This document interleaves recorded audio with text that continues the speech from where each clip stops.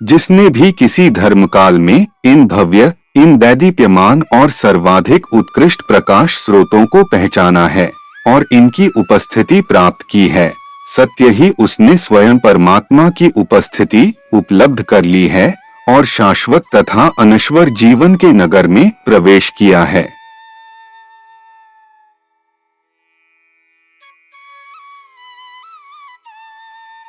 इस उद्धरण में बहाउल्लाह ईश्वर के प्रकटकर्ताओं को दैदीप्यमान प्रकाश स्रोत के रूप में वर्णित करते हैं। बहाई शिक्षाओं के अनुसार परमात्मा की वास्तविक सत्ता मानव की सीमित समझ से परे है। इसलिए ईश्वर अपने संदेश और गुणों को मानवता तक पहुंचाने के लिए समय समय पर अपने प्रकटकर्ताओं को भेजता है, जैसे कृष्ण, बुद्ध, ईसा मसीह, मुहम्मद, बाब और बहाउल्लाह।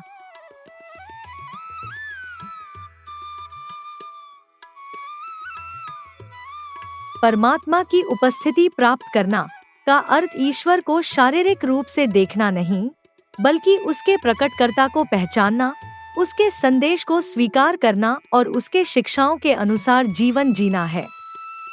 शाश्वत और अनश्वर जीवन के नगर से आध्यात्मिक जीवन का संकेत मिलता है, ऐसा जीवन जिसमें आत्मा ईश्वर के प्रेम, ज्ञान और सत्य से जुड़ती है।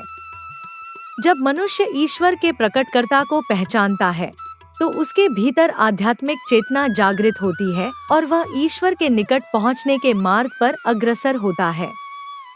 इस प्रकार यह उद्धरण हमें सिखाता है कि प्रत्येक युग में प्रकट होने वाले ईश्वर के संदेशवाहक को पहचानना ही वास्तव में ईश्वर की पहचान की ओर जाने का मार्ग है।